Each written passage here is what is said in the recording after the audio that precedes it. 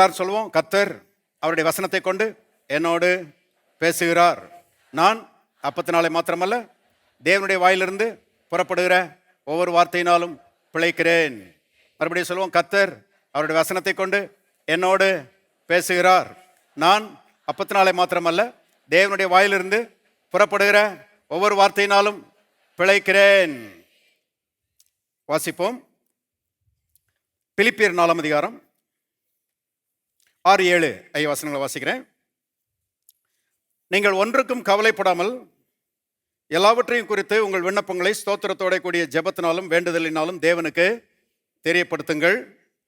அப்பொழுது எல்லா புத்திக்கும் மேலான தேவ சமாதானம் உங்கள் இருதயங்களையும் உங்கள் சிந்தைகளையும் கிறிஸ்து இயேசுவுக்குள்ளாக காத்துக்கொள்ளும். ஜெபிப்போம். பரலோகத்தின் தகப்பனே, ஜீவ வார்த்தைகளுக்கு நேராக நாங்கள் வருகிறோம். தேவ ஆவியானவர் ஜீவ வசனங்களை கொண்டு கர்த்தாவே எங்களோடு பேசுகிறீர். கர்த்தாவே, உம்முடைய வசனங்கள் எங்களுடைய வாழ்க்கையிலே அனுப்பப்பட்ட பிரகாரமாக வாய்க்கும்படி நாங்கள் ஜெபிக்கிறோம். நீர் என்ன நோக்கத்தோடு வசனங்களை அனுப்புகிறீரோ அந்த நோக்கம் எங்களுடைய வாழ்க்கையில நிறைவேறும்படி நாங்கள் ஜெபிக்கிறோம். விதமாக நீர் செய்கிறீர் தகப்பனே, அதற்காக நமக்கு நன்றி. இயேசுவின் நாமத்தில் பிதாவே, ஆமென். ஆராதனைக்கு புதிதாக வந்திருக்கிற நண்பர்களை அன்போடு வரவேற்கிறோம். தொடர்ந்து வந்து சத்திய வசனங்களை கேளுங்கள். தேவன் வசனத்தின் மூலமாக உங்களை விடுதலையாக்குவார், குணமாக்குவார், ஆசீர்வதிப்பார். வேதம் சொல்கிறது, கர்த்தர் மேல் நம்பிக்கை வைத்து கர்த்தரை தன் நம்பிக்கையாக கொண்டிருக்கிற மனுஷன் ஆசீர்வதிக்கப்பட்டவன், பாக்கியவான் அல்லது ஆசீர்வதிக்கப்பட்டவன். பாருங்க, உலகத்தில் எல்லாரும், கிட்டத்தட்ட எல்லா மனிதர்களும் பாருங்க தேவனுடைய ஆசீர்வாதத்தை விரும்புகிறார்கள். யாரும் மறுக்க முடியாது. உங்களுக்கு தேவனுடைய ஆசீர்வாதம் வேணுமா அப்படின்னு கேட்டால் வேண்டான்னு யாரும் சொல்ல போகிறதில்ல. எனக்கு வேணும் உனக்கு வேணும்னு சொல்லி பாருங்க முந்தி அடிச்சுட்டு ஜனங்கள் என்ன செய்கிறாங்க, வருகிறார்கள். பாருங்க, அது மட்டும் இல்லை, தேவனுடைய ஆசீர்வாதத்தை பெற்றுக்கொள்வதற்கு நான் என்ன செய்யணும், வாட் ஷுட் ஐ டூ, நான் என்ன செய்யணும் அப்படின்னு சொல்லி கேட்குறாங்க. வேதம் சொல்லுறது, நீங்கள் ஒன்றும் செய்ய வேண்டியதில்லை. கர்த்தர் மேல் நம்பிக்கை வைத்து கர்த்தரை உங்களுடைய நம்பிக்கையாக கொள்ளும்போது கர்த்தருடைய ஆசீர்வாதம் உங்களுக்கு வந்து கிடைக்கிறது. பாருங்க, கர்த்தர் மேல வைக்கிற நம்பிக்கை தான் அருமையானவர்களே மரத்துக்கு வேறு மாதிரி. கர்த்தர் மேல வைக்கிற நம்பிக்கை தான் கட்டடத்துக்கு அஸ்திபாரம் மாதிரி. கர்த்தர் மேல வைக்கிற நம்பிக்கை தான் ஒரு காருக்கு என்ஜின் மாதிரி. பாருங்க, வேறு இல்லாமல் மரம் செழிக்காது, அஸ்திபாரம் இல்லாமல் கட்டடம் நிலைக்காது, என்ஜின் இல்லாமல் கார் ஓடாது. அதே போல கர்த்தர் மேல நம்பிக்கை வைக்கவில்லை என்றால் ஆசீர்வாதம் வராது. பாருங்க, மனிதன் கர்த்தர் மேலே நம்பிக்கை வைத்து ஆசீர்வாதத்தை பெற்று அனுபவிக்கும்படி உண்டாக்கப்பட்டவன். பாருங்க, ஆதியிலே மனுஷனை தேவன் உண்டாக்கினார். ஆதாம் ஏவாள் அவர்களை உண்டாக்கினார். அவர்கள் கர்த்தரை சார்ந்து வாழ்ந்தார்கள், கர்த்தரை நம்பி வாழ்ந்தார்கள். வேதத்தில் எழுதப்பட்டிருக்கிறது, அவர்கள் ஆசீர்வதிக்கப்பட்டிருந்தார்கள். ஆதாமுக்கு எந்த குறைவும் கிடையாது. அவனுடைய தனிப்பட்ட வாழ்க்கை ஆசீர்வாதமாக இருந்தது, அவனுடைய குடும்ப வாழ்க்கை ஆசீர்வாதமாக இருந்தது, அவனுடைய கையின் பிரயாசங்கள் ஆசீர்வாதமாக இருந்தது. அருமையானவர்களே, எல்லா நன்மைகளும் அவனுடைய வாழ்க்கையிலே இருந்தது. ஆனால் என்னைக்கு பிசாசுக்கு செவி கொடுத்து தேவனுக்கு விரோதமாக பாவம் செய்தானோ அன்றைக்கு அருமையானவர்களே தேவன் மேலே வைக்கிற நம்பிக்கை போய்விட்டது. பாருங்க, மனிதன் தன்னைத்தான் சார்ந்து கொண்டவனாக மாறிவிட்டான். Man became independent. பாருங்க, மனுஷன் தன்னைத்தான் சார்ந்து கொள்கிறவனாக மாறிவிட்டான். ஆசீர்வாதங்கள் போய்விட்டது, சாபம் வந்து அவனை ஆண்டு கொண்டது. அருமையானவர்களே, இந்த சாபத்திலிருந்து விடுதலையாகி ஆசீர்வாதத்தை சுதந்திரிக்க வேண்டும் என்று இந்த ஆதாமின் சந்ததி, இந்த மனுக்குலம் பிரயாசம் எடுக்கிறது. பல பிரயாசங்களை மக்கள் மேற்கொள்கிறார்கள், பல கிரியைகளை செய்கிறார்கள், பல வழிகளை நாடுகிறார்கள். ஆனா கடவுளுடைய ஆசீர்வாதம் வந்து கிடைக்க மாட்டேங்குது. கடவுளுடைய ஆசீர்வாதம் வந்து கிடைப்பதற்கு ஒரே ஒரு வழிதான் இருக்கிறது இந்த உலகத்துல. அவருடைய பெயர் இயேசு கிறிஸ்து. அவர் இந்த உலகத்தில் வந்தபோது சொன்னார், நானே வழியும் சத்தியமும் ஜீவனுமா இருக்கிறேன். பாருங்க, மனிதர்கள் ஆசீர்வதிக்கப்படுவதற்கு அவர் மட்டும்தான் வழி. வேதத்தில் எழுதப்பட்டிருக்கிறது, மனுஷர்கள் அவருக்குள் ஆசீர்வதிக்கப்படுவார்கள், அவருக்கு வெளியே ஆசீர்வாதமே கிடையாது என்று வேதம் திட்டமாய் போதிக்கிறது. அருமையானவர்களே, ஆகவே மனிதர்களை சாபத்திலிருந்து விடுதலையாக்கி மனிதர்களை ஆசீர்வதிக்கும்படி இறைவன் இயேசு 2000 ஆண்டுகளுக்கு முன்பதாக மனிதனாக இந்த உலகத்திலே வந்தார். மனிதனாக இந்த உலகத்திலே வந்து கல்வாரி சிலுவையிலே அடிக்கப்பட்டு மனுஷருடைய சாபத்தை எல்லாம் சுமந்து தீர்த்து மரித்து அடக்கம் பண்ணப்பட்டு 3ஆம் நாள் உயிர்த்தெழுந்து அருமையானவர்கள் இன்றைக்கு ஆசீர்வாதத்தை உடையவராக தன்னுடைய பொசஷன்ல தன்னுடைய ஆதிக்கத்துக்கு கீழே தேவ ஆசீர்வாதத்தை உடையவராக அவர் இருக்கிறாரு. இன்னைக்கு தேவனுடைய ஆசீர்வாதம் வேணும்னா அந்த இயேசுவின் மேலே நம்பிக்கை வைக்க வேண்டும், அந்த இயேசுவை நம்ப வேண்டும், அந்த இயேசுவை ஆண்டவராக ஏற்றுக்கொள்ள வேண்டும்.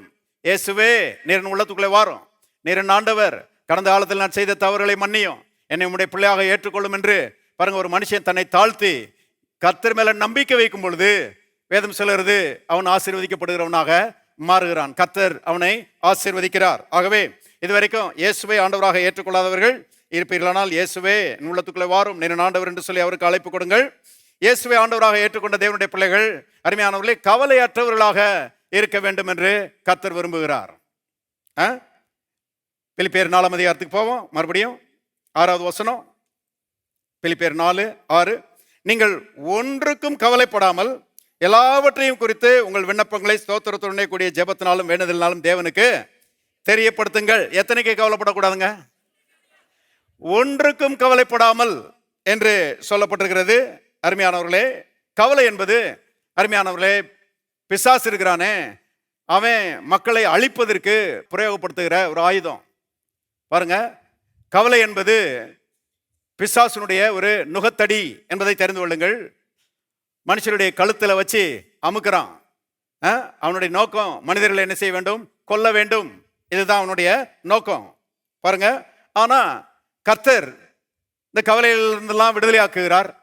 அதனாலதான் அவர் ஒரு அழைப்பு கொடுக்கிறார். வருத்தப்பட்டு பாரம் சுமக்கிறவர்களே, நீங்கள் எல்லாரும் என்னிடத்திலே வாருங்கள், நான் உங்களுக்கு பாரத்தை கொஞ்சம் ஏற்றி விடுவேன்னு சொல்லல. வருத்தப்பட்டு பாரம் சுமக்கிறவர்களே, நீங்கள் எல்லாரும் என்னிடத்திலே வாருங்கள், உங்கள் பாரத்திலிருந்து நான் உங்களை விடுதலை ஆக்கி உங்களுக்கு இளைப்பாறுதல் தருவேன். பாருங்க, கர்த்தர் இளைப்பாறுதல் தருகிறவராய் இருக்கிறார். ஆகவே தேவனுடைய பிள்ளைகள் அருமையானவர்களே, ஒரு காரியத்துக்கு கூட கவலைப்பட வேண்டிய அவசியம் இல்லை.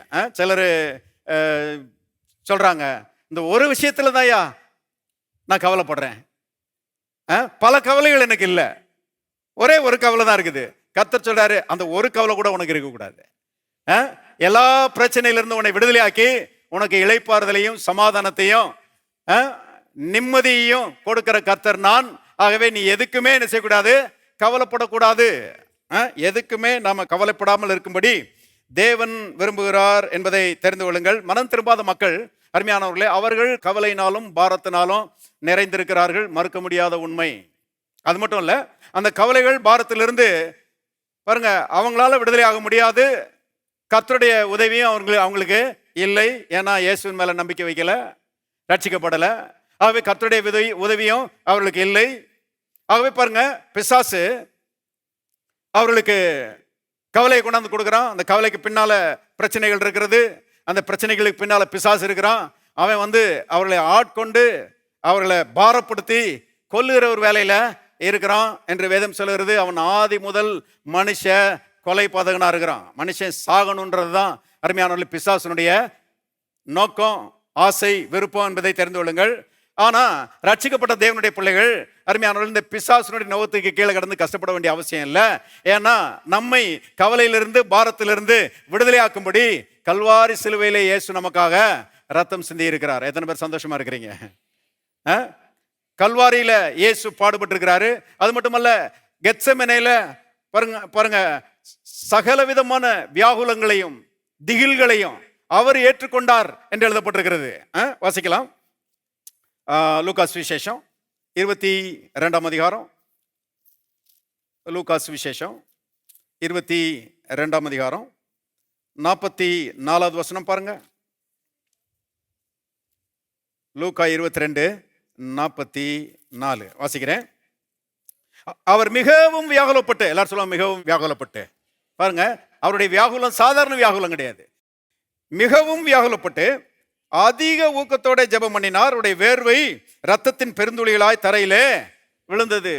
பாருங்க, சொல்லி முடியாத மனபாரம், சொல்லி முடியாத அகனி, பாருங்க, வியாகுலம், பிரஷர், மன அழுத்தம். அருமையானவர்கள், இதனாலே சரீரத்தில் இரத்த நாளங்கள் வெடித்து வேர்வை துவாரங்கள் வழியாக, அருமையானவர்களே, இயேசுவின் ரத்தம் பெருந்துளிகளாய் தரையிலே விழுந்தது என்று நாம வாசிக்கிறோம். நமக்காக கர்த்தர் எவ்வளவு பாடுபட்டு இருக்கிறாரு பாருங்க.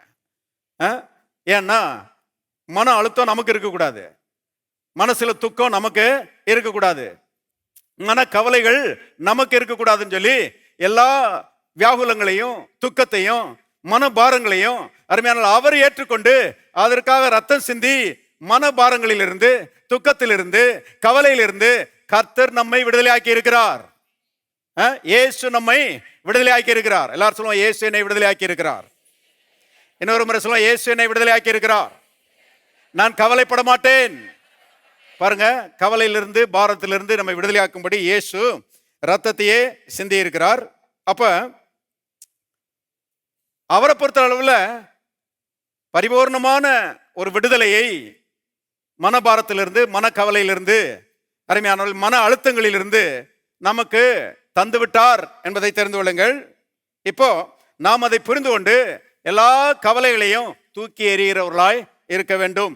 கவலைகள் பாரங்கள் எல்லாத்தையும் தூக்கி எறிந்து விட்டு அருமையானவரே, கர்த்தர் நமக்கு கொடுத்திருக்கிற விடுதலையை, இளைப்பாறுதலை, சந்தோஷத்தை சுதந்தரித்து அனுபவிக்க வேண்டும் என்று கர்த்தர் விரும்புகிறார். நீங்க விடுதலையோடு பாருங்க, இளைப்பாறுதலோடு சந்தோஷத்தோடு இருக்கும்போது கர்த்தர் மகிழுகிறார், கர்த்தர் மகிமைப்படுகிறார் என்பதை தெரிந்து கொள்ளுங்கள். துக்கம் நமக்கு கிடையாது. வேதத்தில் எழுதப்பட்டிருக்கிறது, கர்த்தரால் மீட்கப்பட்டவர்கள் பாடி ஆனந்த களிப்புடன் சீயோனுக்கு வருவார்கள். நித்திய மகிழ்ச்சி அவர்கள் தலைமையில் இருக்கும். சந்தோஷமும் மகிழ்ச்சியும் அடைவார்கள். சஞ்சலமும் தவிப்பும் ஓடி போகும். சஞ்சலமும் தவிப்பும் உங்க மேல இருக்காது. ஏன்னா நீங்க மீட்கப்பட்டவர்கள். கர்த்தர் உங்களை மீட்கும்படி, சஞ்சலத்தில் இருந்தோம் கவலையில் இருந்தோம் உங்களை மீட்கும்படி தம்முடைய ரத்தத்தையே சிந்தி இருக்கிறாரு. பிசாசுக்கு நல்லா தெரியும். நீங்க அதை தெரிஞ்சுக்கணும். நீங்க அதை தெரிந்து கொண்டு பிசாசுக்கு ஞாபகப்படுத்தணும். பிசாசே, இயேசுவின் பரிசுத்த ரத்தம் எனக்காக சிந்தப்பட்டிருக்கிறது. கவலைகளையும் பாரங்களையும் ஏன் தலைமையில வச்சு அமுக்கிறதுக்கு உனக்கு எந்த உரிமையும் கிடையாது. இயேசுவின் நாமத்தினால கவலையையும் பாரத்தையும் எடுத்துட்டு ஓடு. இருக்கிறீங்களா? பாருங்க, இவ்விதமாக நம்மை நாமே இயேசுவின் நாமத்தினாலே விடுவித்துக் கொள்ளலாம் என்பதை தெரிந்து கொள்ளுங்கள். நாம கவலையினாலும் பாரத்தினாலும் நிறைந்திருக்க வேண்டிய அவசியம் கிடையாது. கர்த்தர் நம்மை எல்லா கவலையிலிருந்து பாரத்திலிருந்து என்ன செய்திருக்கிறார்? விடுதலையாக்கி இருக்கிறார். ஆகவே அந்த விடுதலையை பெற்று அனுபவிப்பதற்கு தான் கர்த்தர் நமக்கு வாயை கொடுத்திருக்கிறார். பிரியாணியையும் மீன் ரோஸ்டையும் சாப்பிட்றதுக்காக மட்டும் இல்லை. எதுக்காக வாயை கொடுத்திருக்கிறார்னா, கர்த்தருடைய மீட்பை அறிக்கையிட்டு, விசுவாசித்து அறிக்கையிட்டு அந்த மீட்பை சொந்தமாக்கி அதை அனுபவிக்கும்படி நமக்கு வாய் கொடுக்கப்பட்டிருக்கிறது என்பதை தெரிந்து கொள்ளுங்கள். திருப்போம் சங்கீதம் 84 4வது வசனம் பாருங்க. சங்கீதம் 84 4வது வசனம். உம்முடைய வீட்டில் வாசமாயிருக்கிறவர்கள் பாக்கியவான்கள், அவர்கள் எப்போதும் உம்மை துதித்துக் கொண்டிருப்பார்கள். கர்த்தருடைய வீடு எது? கர்த்தருடைய வீடு என்பது சபைதான். சபைதான் கர்த்தருடைய வீடு, இல்லையா? பாருங்க, 1 தீமோத்தேயு 3ஆம் அதிகாரம் வாசிக்க வேண்டாம், 15ஆம் வசனம் சொல்லுகிறது, அந்த வீடு தேவனுடைய சபை என்று எழுதப்பட்டிருக்கிறது. ஆகவே கர்த்தருடைய சபைதான் அவருடைய வீடு. அதில் வாசமாயிருக்கிறவர்கள் அப்படின்னா என்ன அர்த்தம்? சபை என்பது அருமையானவர்களை ரட்சிக்கப்பட்ட மக்களுடைய கூட்டம். அப்ப கர்த்தருடைய வீட்டில் வாசமா இருக்கிறவர்கள் யார்? ரட்சிக்கப்பட்ட மக்கள். ரட்சிக்கப்பட்ட மக்கள் எப்படிப்பட்டவர்கள்? உம்முடைய வீட்டில் வாசமா இருக்கிறவர்கள், சத்தமா தான் சொல்லுங்களேன், பாக்கியவான்கள். பாருங்க, ஆசீர்வதிக்கப்பட்டவர்கள். ஏன்னா கர்த்தர் சாபத்தை எல்லாம் சுமந்து தீர்த்து அவருடைய ஆசீர்வாதத்தை நமக்கு நினைச்சிருக்கிறாரு, தந்திருக்கிறாரு. அதனாலதான் நம்ம ஆசீர்வதிக்கப்பட்டவர்கள். வேற விதத்தில் நம்ம ஆசீர்வதிக்கப்பட்டவர்கள் கிடையாது. கர்த்தருடைய ஆசீர்வாதம் நமக்கு உண்டாயிருக்கிறபடினால நாம் ஆசீர்வதிக்கப்பட்டவர்கள். இப்ப பாருங்க, அவர்கள் எவர்கள்? ரட்சிக்கப்பட்டவர்கள், சபை மக்கள் எப்பொழுதும் உம்மை துதித்துக்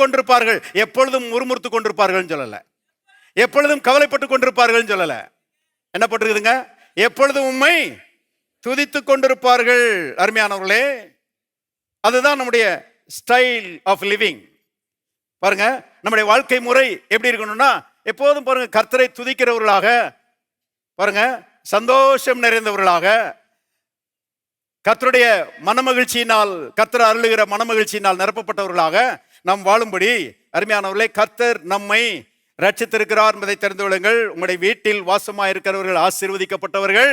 அவர்கள் எப்போதும் உம்மை துதித்துக் கொண்டிருப்பார்கள். நம்முடைய வாய் அருமையானவர்களே எப்போதும் கர்த்தரை துதிக்கிற துதியினால் நிறைந்திருக்க வேண்டும் என்று கர்த்தர் அருமையானவர்களே விரும்புகிறார். கவனிங்க, நீங்க கவலையும் முறுமுறுப்பையும் தெரிந்து கொள்ளலாம், உங்களுக்கு அந்த உரிமை இருக்குது.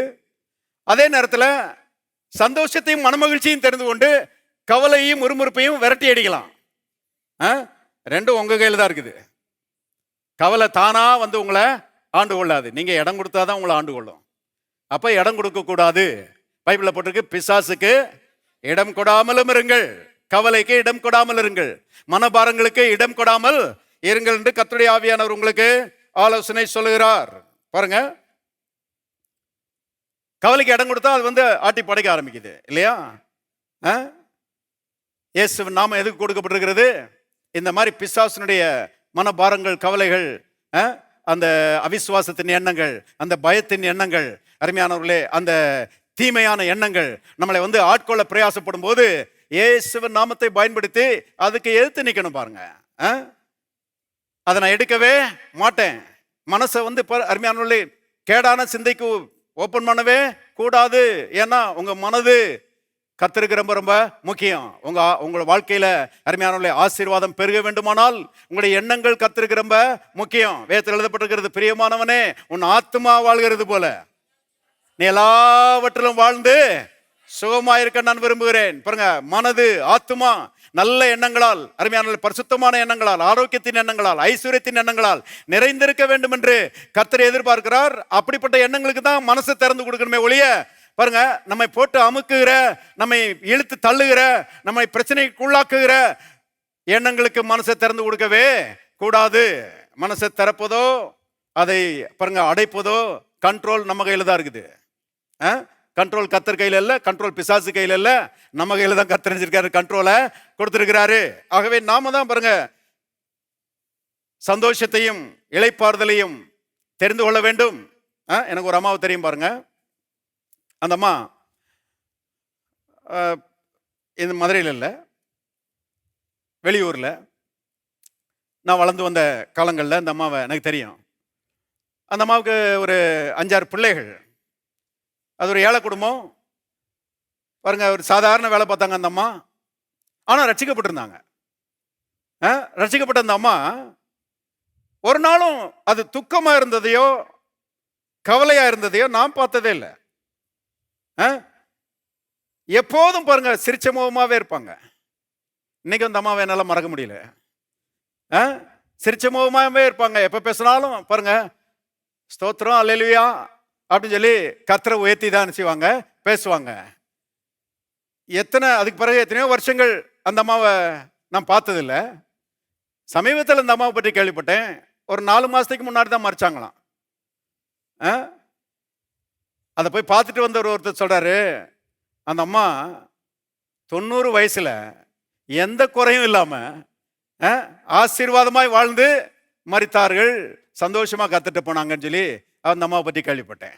கவனிங்க, கவலைகள் பாரங்களை எடுக்கணும்னா எடுத்திருந்திருக்கலாம் அந்த அம்மா, ஏன்னா சூழ்நிலைகள் அப்படிப்பட்ட சூழ்நிலைகளாய் இருந்தது. ஆனா ஒன்றும் படிக்கல. ஆனா அருமையானவர்களே ஆவியானுடைய உதவினால கவலையும் பாரத்தையும் தூக்கி எரிஞ்சிட்டு எப்போதும் அருமையானவர்களே சந்தோஷத்தை அணிந்து கொண்டவர்களாய் அந்த அம்மா வாழ்ந்து நல்ல செழிப்பாய் வாழ்ந்துட்டு போயிருக்கிறாங்க. உங்களுடைய பிள்ளைகள் அன்னைக்கு ஆசீர்வதிக்கப்பட்டவர்களாய் இருக்கிறார்கள். கவனிங்க, அப்ப சந்தோஷத்தையும் மகிழ்ச்சியையும் எடுத்துக்கொள்வது நம்முடைய பொறுப்பு. ஒரு நாளும் கவலைக்கு இடம் கொடுக்க கூடாது.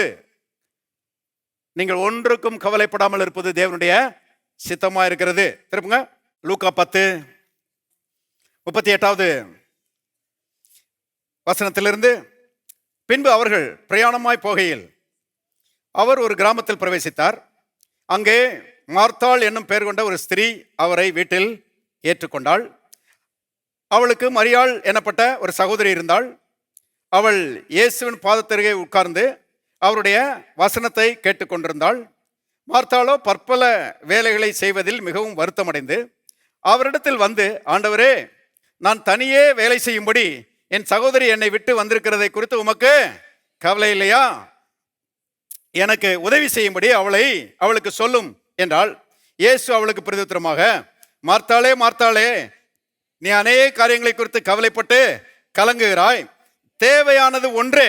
மரியாள் தன்னை விட்டு எடுபடாத நல்ல பங்கை தெரிந்து கொண்டாள். பாருங்க, 2 சகோதரிகள் பெத்தானியா என்ற ஊர்ல இருக்கிறாங்க.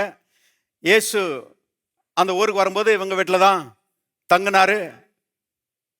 பாருங்க, அந்த சகோதரிகளுக்கு லாசரு என்கிற ஒரு சகோதரன் இருந்தான். அந்த வீட்டில் என்னன்னு தெரியல, வேதத்தில் இங்கே வாசிக்கிறோம், மரியாள் அவரை தன் வீட்டிலே ஏற்றுக்கொண்டாள் என்று நாம் வாசிக்கிறோம். கர்த்தருடைய வீட்டில் தங்கி இருந்தாரு. ஆனால் யோசித்து பாருங்க, ஒரே தாய்க்கு பிறந்தவர்கள் அக்கா தங்கச்சி. ஆனால் தங்கச்சி தெய்வீகமானவளா இருக்கிறா, வசனத்தை நாடுகிற ஒரு பெண்ணா இருக்கிறா. அக்கா பாருங்க லௌகீகமான ஒரு பெண்ணாக இருக்கிறதை நாம் பார்க்கிறோம். ஜாக்கிரதையா இருக்கணும். ஒரே சபைக்கு வரலாம், ஒரே சபைக்கு வருகிற மக்கள் தெய்வீகமானவர்களாகவும் இருக்கலாம், லௌகீகமானவர்களாகவும் இருக்கலாம். நீங்க எந்த கூட்டத்தில் இருக்கிறீங்க? தெய்வீகமானவர்களாக இருக்க வேண்டும் என்று கர்த்தர் என்ன செய்கிறார்? விரும்புகிறார். பாருங்க, இந்த மரியாள் இயேசு வந்த மாத்திரத்தில் நேரா போய் அவருடைய பாதத்தரையில் உட்கார்ந்து அவர் சொல்லுகிற வசனங்களை கேட்டுக்கொண்டிருந்தாள் என்று நாம வாசிக்கிறோம். இயேசு ரொம்ப அற்புதமான பிரசங்கியாரு, ஆயிரக்கணக்கான மக்களுக்கு பிரசங்கம் பண்ணுகிற பிரசங்கியாரு. ஆனா இங்க ஒரு வீட்டுக்கு வந்து ஒரு பெண்ணுக்கு பாருங்க வசனத்தை சொல்லிட்டு இருக்கிறாரு, ஒரு ஆளுக்கு பிரசங்கம் பண்ணிட்டு இருக்கிறாரு. யோசித்து பாருங்க. இன்னைக்கு சில பிரசங்கியாரெல்லாம் இருக்கிறாங்க, கூட்டம் இல்லைன்னா வந்து பிரசங்கம் பண்ண மாட்டேன், 4 பேர் 5 பேர்களை நான் பிரசங்கம் பண்ணவே மாட்டேன், 100கணக்கான ஆட்கள் இருந்தால் தான் நான் பிரசங்கம் பண்ணுவேன். இப்படி பிரசங்கியார்கள்லாம் இருக்கிறாங்க. ஆனால் இயேசு என்ன மாதிரி பிரசங்கியா இருப்பாருங்க? அவர் ஆயிரக்கணக்கான மக்களுக்கும் பிரசங்கம் பண்ணுவார், ஒரு ஆள் கிடைச்சா அவங்களுக்கும் பிரசங்கம் பண்ணுவார். இருக்கிறீங்களா? ஆகவே மரியாளுக்கு வார்த்தைகளை சொல்லி கொண்டிருக்கிறார் இயேசு. இப்ப மார்த்தாள் அவர் சொல்லுகிறா, நான் தனியே வேலை செய்யும்படி என் சகோதரி என்னை விட்டு வந்திருக்கிறதை குறித்து உமக்கு கவலை இல்லையா? பாருங்க, கவலைப்படுகிற ஆட்கள் கம்பெனியை தேடுறாங்க. உங்களுக்கு வழங்கும்னு நினைக்கிறேன். நான் கவலைப்படுற மாதிரியே நீங்களும் கவலைப்படுங்க. 2 பேரும் சேர்ந்து என்ன செய்வோம்? கவலைப்படுவோம். இயேசுவையும் கவலைக்கு என்ன செய்யறா? இழுக்கிறா. இயேசு வரவே மாட்டாரு, இயேசு கவலைப்படவே மாட்டாரு. கவனிங்க, இயேசு மார்த்தாளை பார்த்து சொல்லுகிறார், மார்த்தாளே, மார்த்தாளே, நீ அநேக காரியங்களை குறித்து கவலைப்பட்டு கலங்குகிறாய். இயேசு வீட்டுக்கு வந்திருக்கிறாரு, அவருக்கு விருந்து கொடுக்கணும் அப்படின்னு சொல்லிட்டு பாருங்க, ஃப்ரைட் ரைஸும் சுக்கா வறுவலும் மீன் பொரியலும் தயிர் பச்சடியும் பாருங்க போடுறதுல இந்த அம்மாவுக்கு அவ்வளவு தீவிரம். கடைசியில் ஒன்றும் பாருங்க வேலை முடிய மாட்டேங்குது. பைபிளில் போட்டிருக்குது, பற்பல வேலைகளினாலே மிகவும் வருத்தப்பட்டாள் என்று எழுதப்பட்டிருக்கிறது. இயேசு சொல்லுகிறார், நீ அநேக காரியங்களை குறித்து கவலைப்பட்டு கலங்குகிறாய். தேவையே கிடையாது. இப்படி கவலைப்பட்டு கலங்கணும்னு ஒரு அவசியம் கிடையாது. மரியாதை மாதிரி நீயும் தன்னை விட்டு எடுபடாத நல்ல பங்கை தெரிந்து கொள்ளலாம். மரியாதை விட்டு எடுபடாத நல்ல பங்கு எதுங்க? கர்த்தருடைய வார்த்தை. வாழ்க்கையின் ரொம்ப நல்ல பங்கு, பெரிய நல்ல பங்கு ஒன்று இருக்குமானால் அது தேவனுடைய வார்த்தை தான். அல்லேலூயா. பாருங்க, இதை நாடு உள்ள இருந்துச்சுன்னா நான் சொல்லுறேன், நீங்க யாரா இருந்தாலும் சரி பாக்கியவான்கள். இன்னைக்கு பாருங்க, வாலிபர்கள் எப்ப பார்த்தாலும் இந்த செல்போனை நோண்டிகிட்டே கிடக்குறாங்க. செல்போன்லேயே நாளும் பொழுதும் வீணாய் போய்விடுகிறது. அது வாழ்க்கைக்கு லாபத்தை கொண்டு வராது. ஆனால் கர்த்தருடைய வார்த்தையை நேசித்து கர்த்தருடைய வார்த்தையில இரவும் பகலும் தியானமாயிருந்தால் அந்த மனுஷன் நீர்க்கால்களின் ஓரமாய் நடப்பட்டு தன் காலத்தில் தன் கனியை தந்து இலையுதிராதிருக்கிற மரத்தை போல இருப்பான். அவன் செய்வது எத்தனை வாய்க்கும்? அவன் செய்வதெல்லாம் வாய்க்கும்.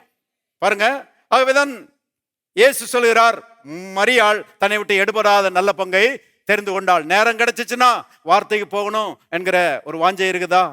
அது இல்லைன்னா கொஞ்சம் டெவலப் பண்ணுங்க. பாருங்க, எவ்வளோ அதிகமாக டெவலப் பண்ணுகிறீர்களோ அவ்வளோ ஆசீர்வாதமான வாழ்க்கையாக உங்களுடைய வாழ்க்கை மாறும் என்பதை தெரிந்து கொள்ளுங்கள். இப்போ போவோம் மத்தேயு 6ஆம் அதிகாரம் 25 மத்தேயு 6:25. ஆகையால் எண்ணத்தை உண்போம் எண்ணத்தை குடிப்போம் என்று உங்கள் ஜீவனுக்காகவும் எண்ணத்தை உடுப்போம் என்று உங்கள் சரீரத்துக்காகவும் கவலைப்படாதிருங்கள் என்று உங்களுக்கு சொல்லுகிறேன். ஆகாரத்தை பார்க்கலும் ஜீவனும் உடையை பார்க்கலும் சரீரமும் விசேஷித்தவைகள் அல்லவா? ஆகாயத்து பட்சைகளை கவனித்து பாருங்கள். அவைகள் விதைக்கிறதும் இல்லை, அறுக்கிறதும் இல்லை, களஞ்சியங்களில் சேர்த்து வைக்கிறதும் இல்லை. அவைகளையும் உங்கள் பரமபிதா பிழைப்பூட்டுகிறார். அவைகளை பார்க்கலும் நீங்கள் விசேஷித்தவர்கள் அல்லவா?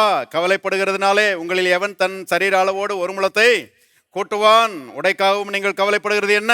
காட்டு புஷ்பங்கள் எப்படி வளர்கிறது என்று கவனித்து பாருங்கள். அவைகள் உழைக்கிறதும் இல்லை, நூறுக்கிறதும் இல்லை. என்றாலும் சாலமோன் முதலாய் தம் சர்வ மகிமையிலும் அவைகளில் ஒன்றை போலாயிலும் உடுத்து இருந்ததில்லை என்று உங்களுக்கு சொல்லுகிறேன். அற்ப விசுவாசிகளே, இன்றைக்கு இருந்து நாளைக்கு அடுப்பில் போடப்படும் காட்டு புல்லுக்கு தேவன் விதமாய் உடுத்துவித்தால் உங்களுக்கு உடுத்துவிப்பது அது என் நிச்சயம் அல்லவா? ஆகையால் எண்ணத்தை உண்போம் எண்ணத்தை குடிப்போம் எண்ணத்தை உடுப்போம் என்று கவலைப்படாதிருங்கள். இவைகளெல்லாம் அஞ்ஞானிகள் நாடி தேடுகிறார்கள். இவைகளெல்லாம் உங்களுக்கு வேண்டியவை என்று உங்கள் பரமபிதா அறிந்திருக்கிறார். எல்லாரும் சேர்ந்து வாசிங்க. முதலாவது தேவனுடைய ராஜ்யத்தை அவருடைய நீதியும் தேடுங்கள், அப்பொழுது இவைகளெல்லாம் உங்களுக்கு கூட கொடுக்கப்படும். பாருங்கள், இயேசு இங்கே சொல்லுகிறார், கவலைப்படாதிருங்கள். எண்ணத்தை உண்போம் என்று கவலைப்படாதிருங்கள். ஆங்கிலத்தில் இப்படி வருகிறது, take no thought saying what shall we eat. பாருங்க, அதாவது எண்ணத்தை உண்போம் என்று சொல்லி கவலையை எடுக்காதிருங்கள். எண்ணத்தை குடிப்போம் என்று சொல்லி கவலையை எடுக்காதிருங்கள். எண்ணத்தை உடுப்போம் என்று சொல்லி கவலையை எடுக்காதிருங்கள் என்று இயேசு சொல்லுகிறார். Take no thought saying. கவனிங்க, அப்ப பிரச்சனைகளை பேசி பேசி தான் நாம கவலையை எடுக்கிறோம். நீங்களும் அப்படிதான், நாங்களும் அப்படிதான். பிரச்சனைகளை பேசிக்கிட்டே இருந்தோம்னா அருமையானவர்களே, கவலை அது தானா என்ன செய்கிறது? வந்து விடுகிறது. தங்கம் விலை ஏறிட்டே போதாம் பிரதர், ஓவரா ஏறிடுச்சு பிரதர். இப்போ வாங்குவோமா முடியுமா? வாங்க முடியுமா நம்மால? போற போக்க பார்த்தா தங்கமே வாங்க முடியாது போல அப்படின்னு சொல்லி மக்கள் பாருங்க பேசுகிறாங்க இல்லையா? வாயை திறந்து வாயை திறந்து என்ன செய்றாங்க? பேசுறாங்க. நான் என்ன சொல்றேன்னா, அருமையானவர்களே, தங்க விலை ஏறுதோ இல்லையோ, அதை இப்படி பேசுனீங்கன்னா கவலையும் பாரமும் ஏறிடும். ஏறி தலைமையில என்ன செய்யறோம்? உட்காந்துக்கிறோம். அருமையானவர்களே, நான் சொல்லுறேன், எவ்வளவு ஏறினா நமக்கு என்ன? நம்முடைய தேவன் பரலோகத்தின் ஐஸ்வர்யத்தை தந்து நம்மை தங்கத்தெல்லாம் வாங்கிறதுக்கு உதவி செய்வாரு. இருக்கிறீங்களா? நான் வாலிபனாக சர்ச்சுக்கு வந்துட்டு இருந்தபோது பாருங்க, பெரிய பாஸ்டர் பேசிட்டு இருப்பாங்க. பேசிட்டு இருக்கும்போது அப்போ பெட்ரோல் விலை ஏற ஆரம்பிச்சிச்சு. பெட்ரோல் விலை ஏற ஆரம்பிக்கும் போது பெரிய பாஸ்டர் சொல்லுவாரு, பெட்ரோல் விலை எவ்வளோ ஏறினா எனக்கு என்ன? எங்க கார் டங்கு ஃபுல்லாக தான் இருக்கும். ஏன்னா எங்களுடைய தேவைகளை சந்திக்கிறவர் வானத்துக்கும் பூமிக்கும் சொந்தக்காரர். இருக்கிறீங்களா? வானத்துக்கும் பூமிக்கும் சொந்தக்காரர் நம்முடைய தேவைகளை அற்புதமாக சந்திக்கிறபடினால நாம இந்த விலை ஏற்றத்தை பற்றியும் விலைவாசி உயர்வை பற்றியும் கவலைப்பட வேண்டிய அவசியம் கிடையாது. என் தேவன் தம்முடைய மகிமையின் ஐஸ்வர்யத்திலிருந்து உங்கள் குறைவுகள் எல்லாம் கிறிஸ்து இயேசுவுக்குள் என்ன செய்வார்? நிறைவாக்குவார். எல்லாரும் கரங்களை வைத்து சொல்லுவார், என் தேவன் தம்முடைய மகிமையின் ஐஸ்வர்யத்திலிருந்து என்னுடைய குறைவுகள் எல்லாம் கிறிஸ்து இயேசுவுக்குள் இம்மையிலே நிறைவாக்குவார். இன்னொரு முறை சொல்லுவார், என் தேவன் தம்முடைய மகிமையின் ஐஸ்வர்யத்திலிருந்து என்னுடைய குறைவுகள் எல்லாம் இம்மையிலே நிறைவாக்குவார். இம்மையில அவர் நிறைவாக்குவார். நாம கவலைப்பட வேண்டிய அவசியம் கிடையாது. அதனால எல்லாரும் பேசுற மாதிரி நாமளும் சேர்ந்து பேசிட்டு இருக்க கூடாது. அதான் பெரிய பாஸ்டர் சொல்லுவாங்க, யாராவது வந்து இந்த மாதிரி அவிசுவாசத்தை பேசும்போது கோயில் மாடு மாதிரி தலையை ஆட்டாதேன் பாரு. இல்ல, அது எனக்கு கிடையாது. எனக்கு என் தேவன் இருக்கிறாரு. அவர் என் தேவைகளை சந்திக்கிறவரா இருக்கிறார். அவர் குறைவுகளை நிறைவாக்குகிறவரா இருக்கிறார். நான் என்னத்தை உண்போம், என்னத்தை உடுப்போம், என்னத்தை குடிப்போம் சொல்லி கவலைப்பட வேண்டிய அவசியம் எனக்கு கிடையாது. பாருங்க, அப்ப பேசி பேசி பிரச்சனைகளை பேசி பேசி கவலையை எடுக்க கூடாது என்பதை தெரிந்து கொள்ளுங்கள். பாருங்க, பிரச்சனைகளை பேசும்போது கவலை வருகிறது, அப்புறம் கவலை சந்தேகமா மாறுது, அப்புறம் சந்தேகம் பயமா மாறுது, அப்புறம் பயம் பெரிய பயமா செய்கிறது, மாறிவிடுகிறது. இப்படிதான் பிசாசு என்ன செய்யறான், வேலை செய்யறான். ஒரு நாளும் அருமையானவர்களே முடியாது, நடக்காது, உருப்படாது, விளங்காது, இந்த வார்த்தைகள்லாம் பேசவே கூடாது. ஏன்னா வேதத்தில் எழுதப்பட்டிருக்கிறது, விசுவாசிக்கிறவனுக்கு எல்லாம் கூடும்.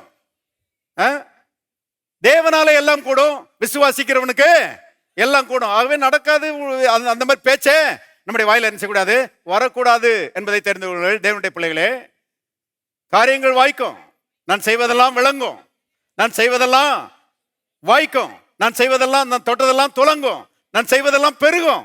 அப்படிதான் பேசணுமே ஒழிய பிரச்சனையை பேசி பேசி அருமையான கவலையை எடுத்து, அப்புறம் சந்தேகத்தை எடுத்து, அப்புறம் பயத்தை எடுத்து, அப்புறம் அந்த பயம் வளரும்படி நாம அப்படி இடம் கொடுக்கவே கூடாது என்பதை தெரிந்து கொள்ளுங்கள். பாருங்க, யோபுவை பற்றி நம்ம இப்படிதான் வாசிக்கிறோம். திரும்புங்க யோபுவின் புஸ்தகம், யோபு 3:25 வசனம். நான் பயந்த காரியம் எனக்கு நேரிட்டது, நான் அஞ்சினது எனக்கு வந்தது. சரியான மொழிபெயர்ப்பு, நான் மிகவும் பயந்த காரியம் எனக்கு நேரிட்டது, நான் அஞ்சினது எனக்கு வந்தது. கவனிங்க, யோபு அருமையானவர்களே நடக்க போகிற இந்த தீமைகளை குறித்து யோசிச்சு அதையே பேசி பாருங்க, கவலைக்கு இடம் கொடுத்து, பயத்துக்கு இடம் கொடுத்து, அந்த பயம் பெரிய பயமா மாறிடுச்சு யோபுனுடைய வாழ்க்கையில. எத்தனை நாள் கணக்கா, மாச கணக்கா, வருஷ கணக்கா இப்படியே யோசித்து யோசித்து பேசிட்டே இருந்திருக்கிறாரு. நல்லா கவனிங்க, யோபுவின் புஸ்தகம் நமக்கு மாதிரியாக சொல்லப்பட்ட புஸ்தகம் கிடையாது. யோபுவின் புஸ்தகம் நமக்கு எச்சரிப்பாக எழுதப்பட்ட புஸ்தகம். நாம் அதிலிருந்து இருந்து கற்றுக்கொள்ள வேண்டிய அவசியமா இருக்கிறது. யோபுனுடைய வாழ்க்கையில பயம் ரொம்ப பெருசானது மாத்திரத்துல என்ன பயந்தாரோ அது அப்படியே என்ன செஞ்சிச்சு, நடந்துருச்சு. அது ஒரு ஆவிக்குரிய பிரமாணம் என்பதை தெரிந்து கொள்ளுங்கள். அருமையானவர்களே, நீங்க பயத்தை எடுத்தீங்கன்னா பயப்படுகிற காரியம் அப்படியே நடக்கும். நீங்க விசுவாசத்தை எடுத்தீங்கன்னா அற்புதங்கள் நடக்கும் உங்க வாழ்க்கையில. இருக்கிறீங்களா? அப்ப தேவனுடைய பிள்ளைகள் அருமையானவர்களே, பயத்தை புறம்பே தள்ளிட்டு, கவலை, அது நிமித்தம் வருகிற சந்தேகம் எல்லாத்தையும் புறம்பே தள்ளிட்டு நாம விசுவாசத்தை எடுக்கிறவர்களாக இருக்க வேண்டும் என்பதை தெரிந்து கொள்ளுங்கள். வார்த்தையை பற்றிக் கொள்கிறவர்களாக, விசுவாசத்தை பேசுகிறவர்களாக, விசுவாசத்தை எடுக்கிறவர்களாக இருக்கும்போது கர்த்தர் பெரிய அற்புதங்களை நம்முடைய வாழ்க்கையில செய்கிறவராக இருக்கிறார். விசுவாசம் பெருகும்போது அற்புதங்கள் அருமையானவர்களே நடக்கும் என்பதை தெரிந்து கொள்ளுங்கள்.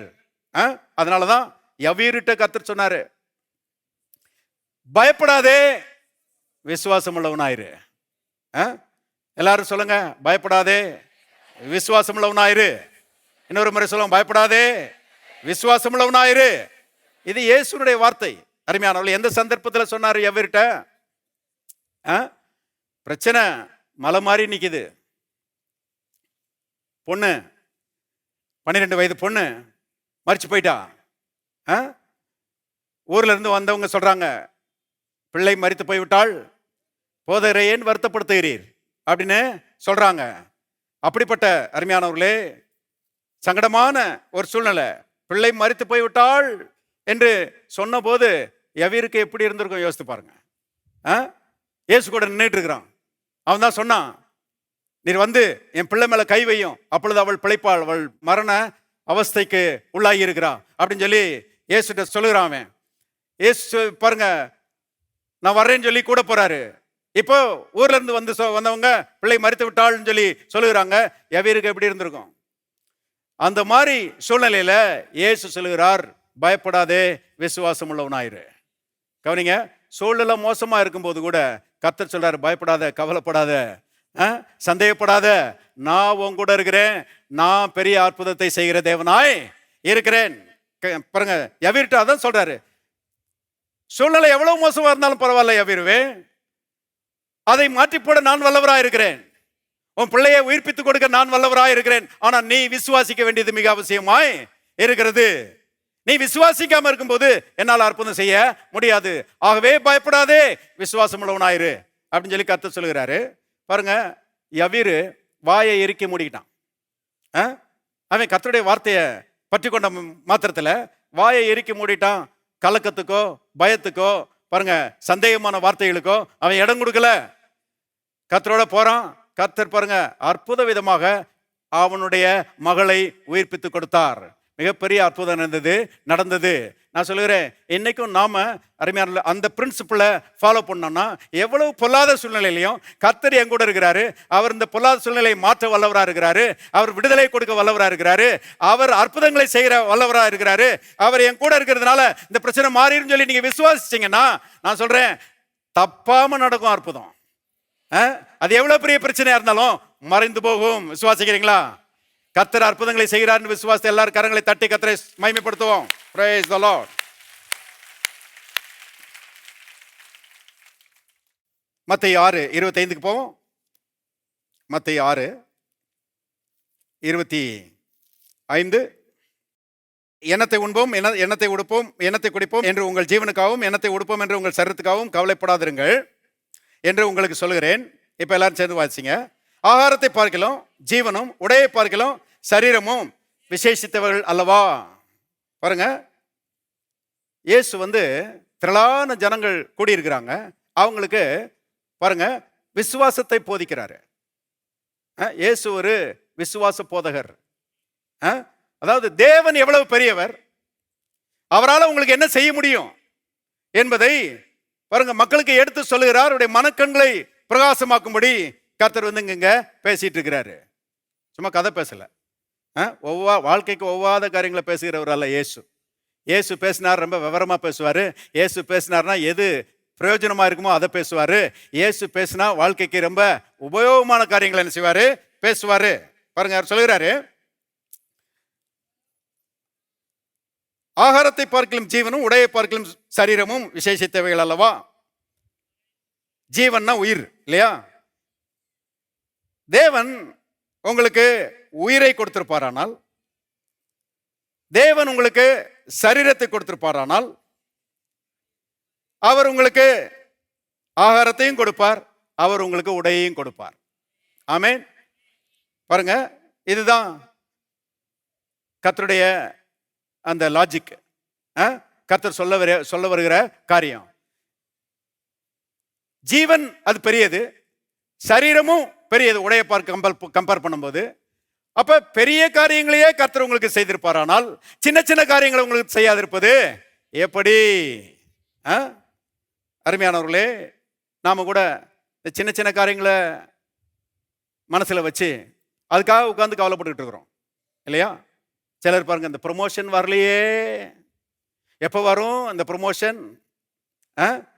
அந்த அரியர்ஸ் வரலையே, எப்போ வரும் அப்படின்னு சொல்லி சில நேரங்களில் உட்காந்து கவலைப்பட்டு இருக்கிறோம். கர்த்தர் சொல்றாரு, வேலையவே கொடுத்துருக்கிறேன் உனக்கு, வேலையவே கொடுத்துருக்கிறேன், ப்ரொமோஷனை கொடுக்காதிருப்பது எப்படி? சம்பளத்தை மாசம் மாசம் வாங்கி கொடுக்குற கர்த்தர் நான், அதுல ஒரு அரியர்ஸை வாங்கி கொடுக்கறதுக்கு எவ்வளவு நேரம் ஆகும்? எல்லாம் வரும். நம்ம வராதுன்னு பேசி தடை பண்ணிடக்கூடாது. கண்டிப்பா வரும். இன்னைக்கு இல்லைன்னா நாளைக்கு ப்ரொமோஷன் வரும், இன்னைக்கு இல்லைன்னா நாளைக்கு அரியர்ஸ் வரும், நாளைக்கு போனஸ் வரும். எனக்கு வர வேண்டியது எல்லாம் வரும், தடைப்படாது. என் தேவன் எனக்கு எல்லாவற்றையும் கொண்டு வந்து என் கையில் சேர்ப்பார். விசுவாசிக்கிறீங்களா? அப்படி விசுவாசிக்கணும் பாருங்க. அதனாலதான் அருமையார் நீங்க சொல்லுகிறார், ஆகாரத்தை பார்க்கலும் ஜீவனும் உடையை பார்க்கலும் சரீரமும் விசேஷித்தவைகள் அல்லவா. நிலத்தை கொடுத்தாருன்னா வீட்டை கொடுப்பாரு. சிலர் நிலம் வாங்கி வச்சிருப்பாங்க, ஆனா வீடு கட்ட முடியாம இருப்பாங்க. நான் சொல்றேன், நிலத்தையே கொடுத்தவர் வீட்டை கொடுப்பார். விசுவாசிக்கணும். இன்னும் சிலர் சொல்லலாம், பாஸ்டர் எனக்கு நிலமே இல்லையே அப்படின்னு சொல்லலாம். நான் சொல்றேன், உங்களுக்கு நிலத்தையும் கொடுத்து வீட்டையும் கொடுக்க கர்த்தர் வல்லவராய் இருக்கிறார்.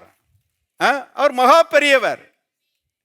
அவரால் செய்யக்கூடாத அதிசயமான காரியம் ஒண்ணுமே கிடையாது. இப்ப நாம அதை விசுவாசிக்கிறோமா இல்லையான்றதுதான் குவெஸ்டின். பாருங்க, அதுதான் கேள்வி. விசுவாசத்துல பாருங்க, நம்ம உறுதியா இருந்தோம்னா கர்த்தருடைய அற்புதங்கள் நடக்கும் என்பதை தெரிந்து கொள்ளுங்கள். பாருங்க, இந்த வாரம் ஒரு பிரதர் அவருடைய சாட்சியை சொல்லிட்டு இருந்தாரு.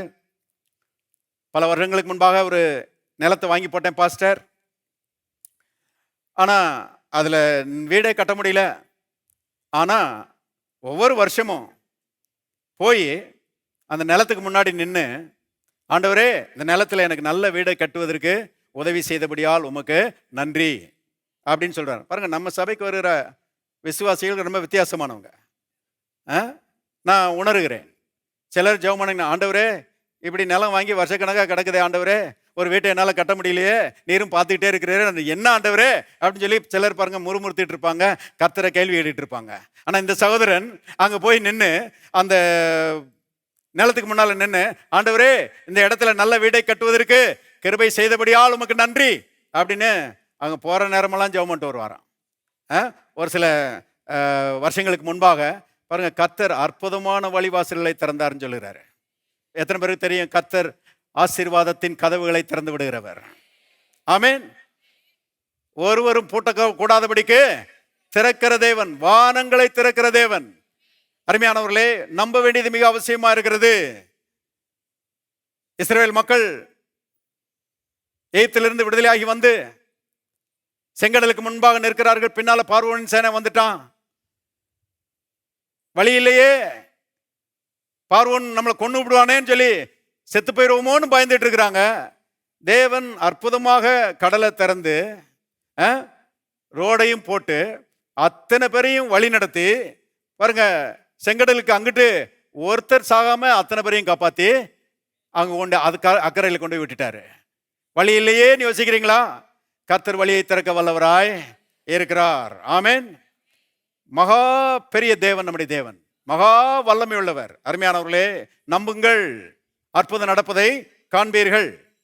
பாருங்க, வீட்டை நிலத்தை கொடுத்துருப்பாருன்னா வீட்டை கொடுப்பார். அந்த சகோதரன் சொல்றாரு, அற்புதமான வாசல்களை திறந்து கர்த்தர் எனக்கு உதவி செய்தார். இன்னைக்கு நான் நினைச்சதை பார்க்கலாம் 2 மடங்கு பெரிய வீட்டை நான் கட்டியிருக்கிறேன். கர்த்தர் பெரிய உதவிகளை செய்து ஆசீர்வாதமாக கட்டி முடிக்க எனக்கு உதவி செய்தார்னு சொல்லுகிறாரு. நான் சொல்லுறேன், அவருக்கு மட்டுமல்ல, இங்க இருக்கிற ஒவ்வொருவருக்கும் அப்படிப்பட்ட உதவிகள் காத்திருக்கிறது. விசுவாசம்தான் அருமையானவர்கள். கவலைகள், பாரங்கள் நடக்க மாட்டேங்குதே, ஒன்றும் வாய்க்க மாட்டேங்குதே, இப்படி அங்கலாய்க்கிறதெல்லாம் விட்டுட்டு விசுவாசிக்கிறதுல தீவிரப்பட வேண்டும் என்று கர்த்தர் எதிர்பார்க்கிறார். அப்போஸ்தலனாகிய பவுல் கூட அவர் இப்படி சொல்றாரு பாருங்க. திருப்புங்க ரோமர் 8ஆம் அதிகாரம், ரோமர் 8ஆம் அதிகாரம் 32வது வசனம் பாருங்க. தம்முடைய சொந்த குமாரன் என்று பாராமல் நம்ம எல்லாருக்காகவும் அவரை ஒப்பு கொடுத்தவர் அவரோடு கூட மற்ற எல்லாவற்றையும் நமக்கு அருளாதிருப்பது எப்படி? பாருங்க, பொதுவா மனிதர்கள் பாருங்க பிள்ளைகளை கொடுக்க மாட்டாங்க இல்லையா? செத்தாலும் சாவேன ஒழிய என் பிள்ளைய என்ன செய்ய மாட்டேன், கொடுக்க மாட்டேன். இதுதானே பொதுவா மனுஷனுடைய இயல்பு. அப்படிப்பட்ட சூழ்நிலை வந்தா கூட என்ன சொல்லுவாங்க, என் 2 வீலரை வேணா எடுத்துட்டு போ, என் காரை வேணா எடுத்துட்டு போ, என் வீட்டை வேணா எடுத்துட்டு போ, நிலத்தை வேணா எடுத்துட்டு போ, ஆனா என் பிள்ளைய தொடாத, இப்படிதானே சொல்லுவோம். பிள்ளைகள் நமக்கு ரொம்ப விசேஷம். தேவனுடைய பிள்ளைகளை கவனிங்க. பிதாவாகிய தேவனுக்கு ஒரே பேரான குமாரன் தான் இருந்தாரு. அவருடைய பெயர் என்னங்க? சத்தமா சொல்லுங்க. என்ன சத்தமா? இயேசு. செல்லகுமாரன், ஒரே பேரான குமாரன், நேசகுமாரன். அவரை அனுப்பி சிலுவையில் அவரை பாடுபட வைக்கலன்னா ஒரு மனுஷன் கூட ரட்சிக்கப்பட முடியாது. ஆனா தேவன் எல்லாரையும் நேசித்ததுனால தம்முடைய சொந்த குமாரனை கல்வாரி சிலுவையில் அடிக்கப்படும்படி ஒப்பு கொடுத்தார். அவர் ஒப்பு கொடுத்ததுனாலதான் இன்னைக்கு நம்ம அத்தனை பேரும் ரட்சிக்கப்பட்டிருக்கிறோம். இன்னைக்கு நமக்கு ரட்சிப்பு, பாவ மன்னிப்பு, விடுதலை, அருமையான பரலோகத்துக்கு போகிறோம்ங்கிற நம்பிக்கை உண்டாயிருக்கிறதுனா அத்தனைக்கும் காரணம் பிதாவாகிய தேவன் நமக்காக கொடுத்த கரையம். பிதாவாகிய தேவனை போல ஒரு பெரிய தியாகியை நீங்க எங்கேயுமே பார்க்க முடியாது. சொந்த குமாரனையே அடிக்கப்படும்படி என்ன செய்தார்? கல்வாரி சிலுவையிலே ஒப்பு கொடுத்தார். கவனிங்க, பவுல் சொல்றாரு, தம்முடைய சொந்த குமாரன் என்று பாராமல் நம்ம எல்லாருக்காகவும், எல்லாரும் சொல்லலாம், நம்ம எல்லாருக்காகவும் அவரையே ஒப்பு கொடுத்தவர். அவரோடு கூட பணத்தை தராதிருப்பது எப்படி? அவரோடு கூட சுகத்தை தராதிருப்பது எப்படி? அவரோடு கூட வேலையை தராதிருப்பது எப்படி? அவரோடு கூட ப்ரமோஷனை தராதிருப்பது எப்படி? நிச்சயமா தருகிறவராய் அவர் இருக்கிறார். நிச்சயமா தருவார். கண்டிப்பா கிடைக்கும். எந்த தடையும் அதுக்கு இருக்க முடியாது. ஆகவே பாருங்க, கர்த்தர் இரக்கமுள்ள தகப்பனாக இருக்கிறபடினால அவர் நம்மை போஷிக்கிறவராக இருக்கிறாரு. நம்முடைய சரீரத்துக்கு உடையை கொடுக்கிறவரா இருக்கிறாரு. இப்போ வாசிக்கலாம். மத்தேயு போவோம். மத்தேயு 6:26. மத்தேயு 6:26. ஆகாயத்து பட்சிகளை கவனித்து பாருங்கள், அவைகள் விதைக்கிறதும் இல்லை, அறுக்கிறதும் இல்லை, களஞ்சியங்களில் சேர்த்து வைக்கிறதும் இல்லை, அவைகளையும் எல்லாரும் சேர்ந்து வாசிங்க, உங்கள் பரமபிதா பிழைப்பூட்டுகிறார், அவைகளை பார்க்கிலும் நீங்கள் விசேஷித்தவர்கள் அல்லவா. பாருங்க, ஆகாயத்து பறவைகள். இன்னைக்கு உலகமெங்கும் கோடி கோடியான மக்கள் இருக்கிறாங்க. அதே நேரத்தில் உலகமெங்கும் கோடி கோடியான பறவைகளும் இருக்குது. கர்த்தர் மக்களையும் போஷிக்கிறாரு, மிருகங்களையும் போஷிக்கிறாரு, மீன்களையும் போஷிக்கிறாரு, பறவைகளையும் என்ன செய்யறாரு? போஷிக்கிறாரு. இயேசு இங்க சொல்லும்போது ஆகாயத்து பறவைகளை உங்கள் பரமபிதா பிழைப்பூட்டுகிறார். என்ன அருமையா சொல்றாரு, யோசித்து பாருங்க. ஆகாயத்து பறவைகளை அவர்களுடைய பரமபிதா போஷிக்கிறார்னு போடல, ஆகாயத்து பறவைகளை உங்கள் பரமபிதா போஷிக்கிறார். அப்ப அருமையானவர்களே, பறவைகளுக்கு சாப்பாடு கொடுக்கறது யாருன்னா நம்ம அப்பா. நம்ம அப்பா பறவைகளுக்கு சாப்பாடு கொடுப்பாருன்னா நம்ம அப்பா நமக்கு சாப்பாடு கொடுக்க மாட்டாரா? அருமையானவர்களே, நமக்கு சாப்பாடு கொடுப்பது, நல்லா நம்மை போஷிப்பது அதிக நிச்சயமா இருக்கிறது. ஆமென். பாருங்க, இதுதான் மனக்கண்களை திறந்து விடுது. பாருங்க, அத்தனை ஆயிரமான ஜனங்களுக்கு இயேசு பிரசங்கம் பண்ணும்போது தேவன் எவ்வளவு நல்லவர், எவ்விதமாக அவர் போஷிக்கிறவர் என்பதை, விசுவாசத்தை அவர்களுக்கு என்ன செய்கிறார்? போதிக்கிறார். பறவைகள் பாருங்க, நல்லா சாப்பிட்டுட்டு தண்ணியை குடிச்சிட்டு பாட்டு பாடுதான், பைபிளில் போட்டிருக்குது. திருப்புங்க சங்கீதம் 104, சங்கீதம் 104 10 பாருங்க. அவர் பள்ளத்தாக்குகளில் நீரூற்றுகளை வரவிடுகிறார், அவைகள் மலைகள் நடுவே ஓடுகிறது, அவைகள் வெளியின் ஜீவன்களுக்கெல்லாம் தண்ணீர் கொடுக்கும். எல்லாரும் சேர்ந்து வாசிங்க. அங்கே காட்டு கழுதைகள் தங்கள் தாகத்தை, காட்டு கழுதை கூட தாகம் தீர்க்கப்படணும்னு கர்த்தர் என்ன செய்யறாரா? தண்ணிய இறைச்சி ஊத்துறாராம். 12வது வசனம், அவைகளின் ஓரமாய் ஆகாயத்து பறவைகள் சஞ்சரித்து கிளைகள் மேலிருந்து என்ன செய்யும்? பாடும்.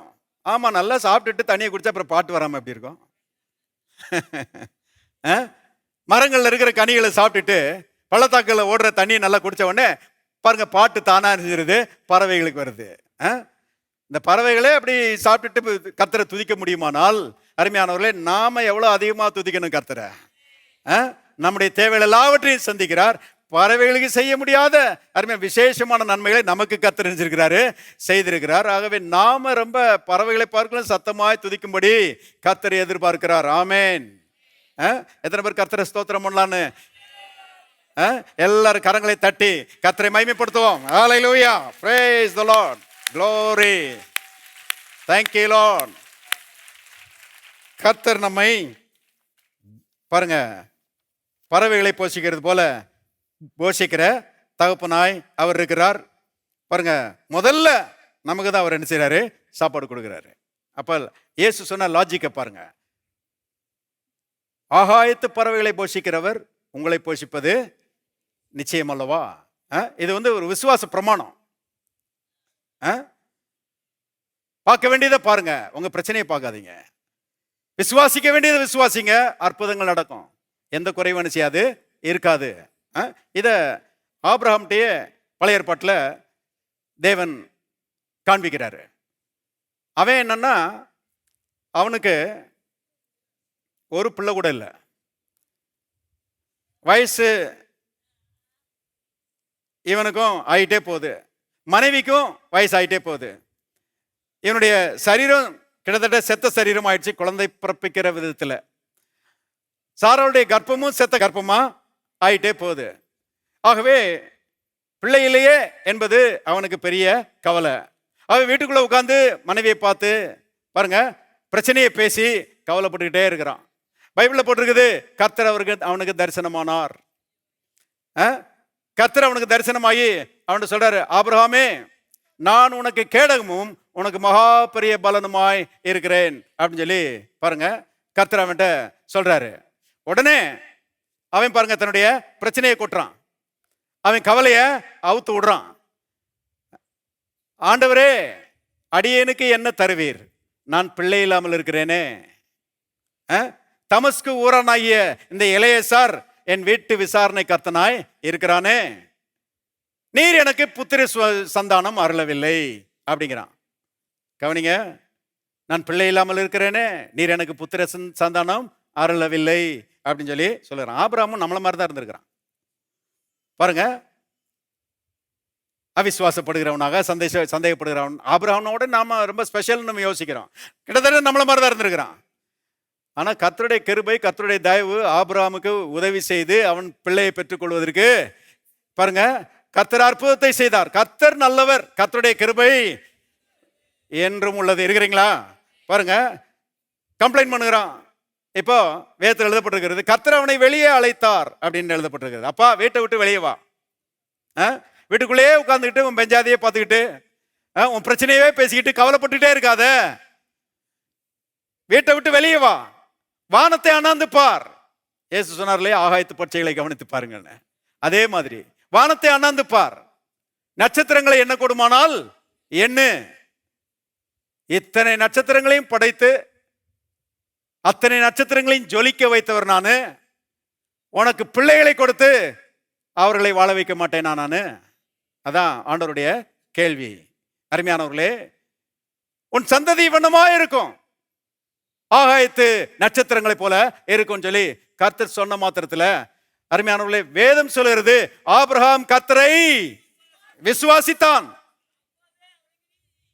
அது அவனுக்கு நீதியாக எண்ணப்பட்டது.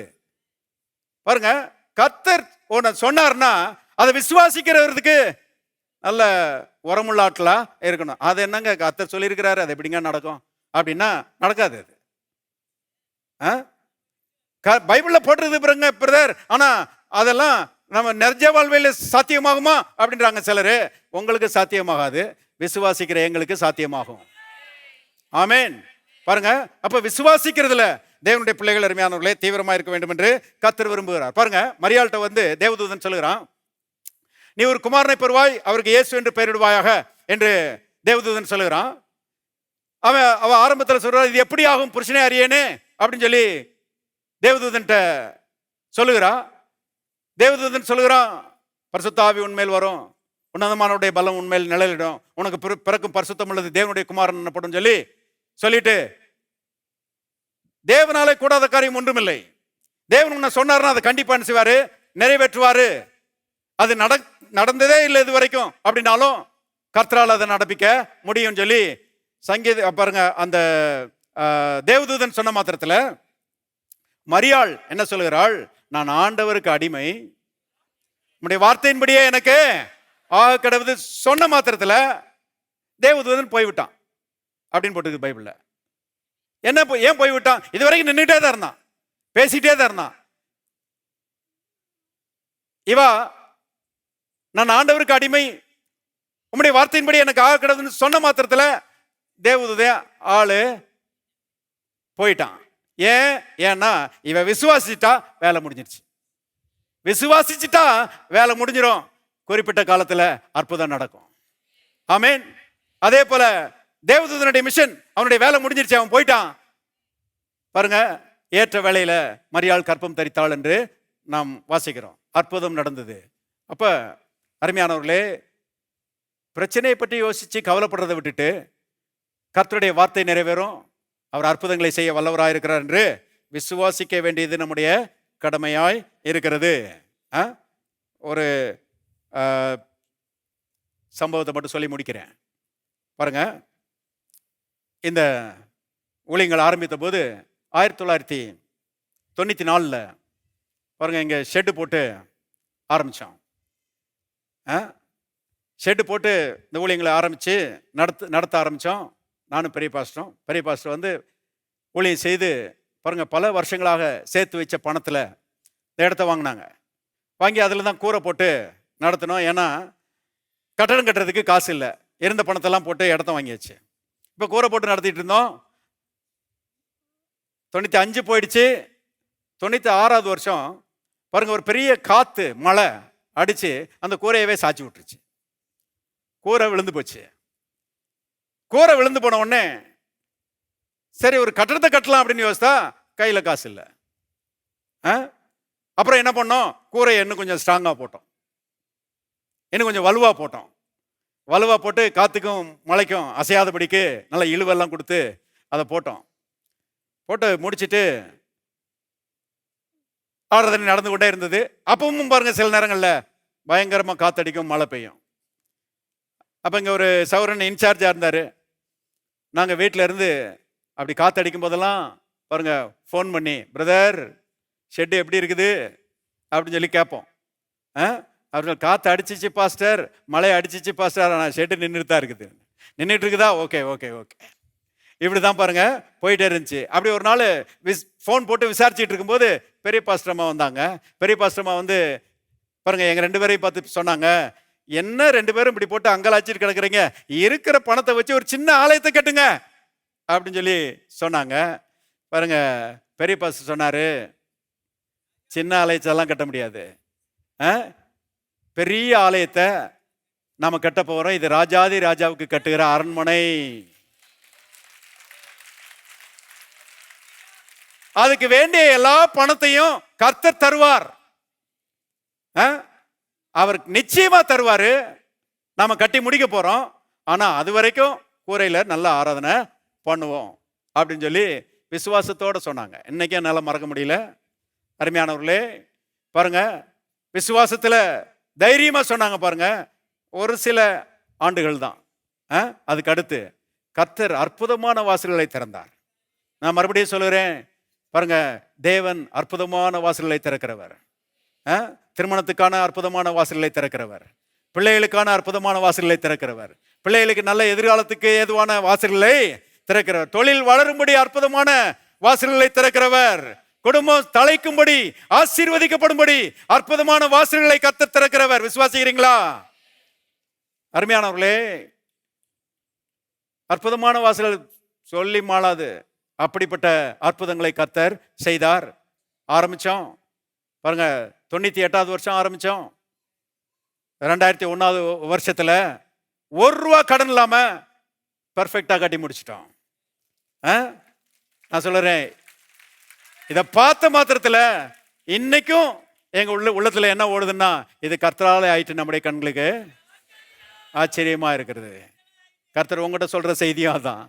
பிரச்சனைகள் நினைச்சு பாருங்க, அன்னைக்கு நாங்க உட்காந்து கவலைப்படுறதா இருந்தா 3 பேர் உட்காந்து கவலைப்பட்டு இருக்க வேண்டியதான். என் மனைவியும் சேர்த்து 4வது ஆளு கவலைப்பட்டுட்டே இருந்திருக்க வேண்டியதான். ஒன்றும் நடந்திருக்காது. ஆனா விசுவாசிச்சோம், கர்த்தர் அற்புதங்களை செய்ய வல்லவராக இருக்கிறான்னு சொல்லி. நினைச்சு பார்க்காத ரீதியில கர்த்தர் அற்புதங்களை செய்தார். ஜோரா கட்டி முடிச்சோம். இப்படி அடுத்த ஒரு ஆலயத்தை கட்டி இருக்கிறோம். இன்னும் வடக்க ஒரு ஆலயத்தை கட்ட போறோம். ஹல்லேலூயா. ஆலயத்தை கட்ட போறோம்.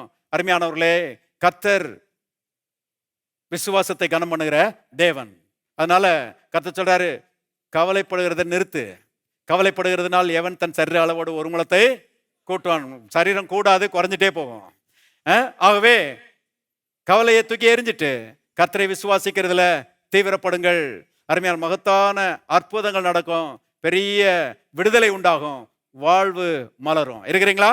எல்லாரும் தயவு செய்து எழுந்து நிற்போம். Thank you Lord. பரலோகத்தின் தகப்பனே, நன்றியோடு நாங்கள் துதிக்கிறோம். ஆண்டவரே, ஒன்றுக்கும் கவலைப்படாமல் எல்லாவற்றையும் ஸ்தோத்திரத்துடன் கூடிய விண்ணப்பத்துடன் தேவனுக்கு தெரியப்படுத்துங்கள் என்று எழுதியிருக்கிறபடி கர்த்தாவே உமக்கு ஸ்தோத்திரம். கவலைகளை நிராகரிக்கிறோம் ஆண்டவரே, பயங்களை தூக்கி எறிகிறோம் ஆண்டவரே. விசுவாசத்தை நாங்கள் தெரிந்து கொள்கிறோம், உம்முடைய வார்த்தையை நாங்கள் தெரிந்து கொள்கிறோம், உம்முடைய வாக்கு தத்தங்களை பிடித்துக் கொள்கிறோம். தகப்பனே உமக்கு ஸ்தோத்திரம். நீர் அற்புதங்களை செய்கிற தேவனாயிருக்கிறீர். நீர் வழிவாசல்களை திறந்து விடுகிற தேவனாயிருக்கிறீர். நீர் உதவிகளை அனுப்பி தருகிற தேவனாயிருக்கிறீர். உம்முடைய உதவிகள் உம்முடைய மக்களுக்கு வந்து இயேசுவின் நாமத்தினாலே கிடைப்பதாக அதுமா நீர் செய்கிறீர். உம்முடைய வார்த்தைகளை உறுதிப்படுத்தும்படி அதிசயங்களை அற்புதங்களை நீர் நடப்பிக்கிறபடியால் உமக்கு நன்றி. கர்த்தாவே, வந்திருக்கிற மக்கள் யாவரையும் ஆசீர்வதிக்கிறபடியால் உமக்கு ஸ்தோத்திரம். அதுமாக செய்கிறீர், அதற்காக உமக்கு நன்றி. இயேசுவின் நாமத்தில் பிதாவே, ஆமென்.